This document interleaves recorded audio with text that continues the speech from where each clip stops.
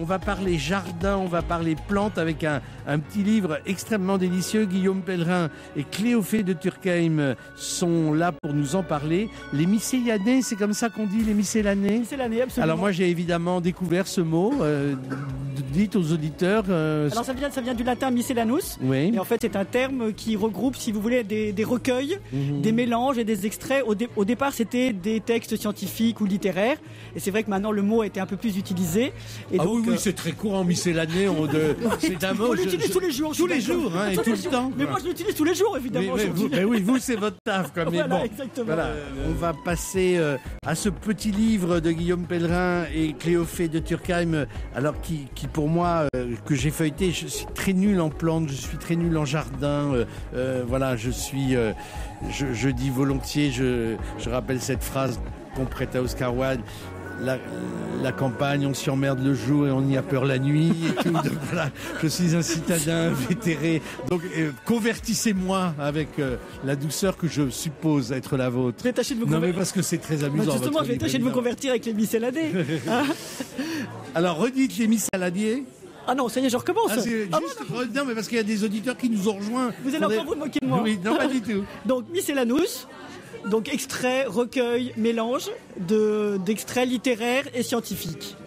Alors, c'est le petit guide tout azimut de ce qu'il faut savoir dès qu'on s'intéresse un peu aux plantes, aux arbres. C'est à la fois historique, c'est à la fois il y a plein d'anecdotes, c'est aussi un travail sur le langage parce qu'il y a beaucoup d'expressions qui prennent métaphoriquement les plantes comme objet et vous en donnez quelques-unes.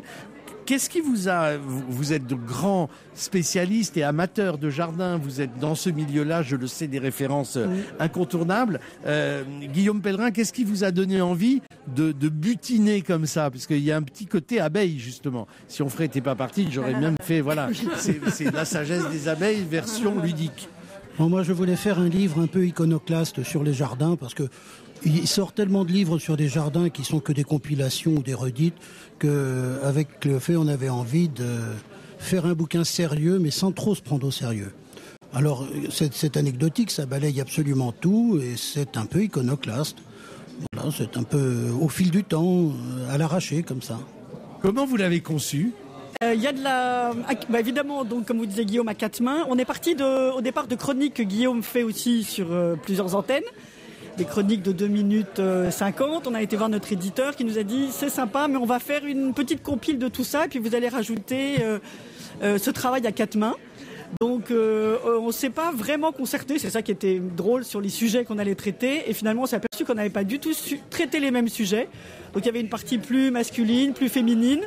Guillaume plus sur l'histoire, l'ethnobotanique, les outils de jardin parce que c'est vraiment justement j'ai la planche sous les yeux. C'est très très drôle. Il y a une vraie liberté, c'est-à-dire que à la fois il y a plein d'outils dont je ne soupçonnais même pas l'existence. Mais il y a aussi énormément de plantes dont j'ai jamais entendu parler. Et on a l'impression, mais vraiment que vous nous prenez par la main pour une sorte de promenade joyeuse. C'est exactement ça. C'est un livre. Il y a un petit côté Charles Trenet dans votre façon. Voilà, c'est un peu la forêt extraordinaire, le jardin extraordinaire. Et puis c'est un livre que vous pouvez lire à des enfants, que vous pouvez plutôt qu'aussi que d'offrir un bouquet de fleurs qui va se fiche à la poubelle au bout de 2 jours, ça vous l'amenez, c'est à peu près pareil et c'est encore beaucoup moins cher. Il y a plein de poésie parce qu'on a trouvé des citations absolument ravissantes. Et puis un très beau travail iconographique. Vous avez retrouvé de vraies vieilles affiches et notamment une, alors qui va toucher évidemment beaucoup Xavier de Namur, c'est la santé par les plantes. Parce que c'est vous qui avez fait tout ce travail. Oui, ça fait partie de la collection que j'ai. Mais il faut dire aussi que notre éditeur Ulmer a donné un sacré coup de main et on a formé une très bonne équipe. Ils nous ont aidés à sélectionner parce que j'ai beaucoup trop de choses.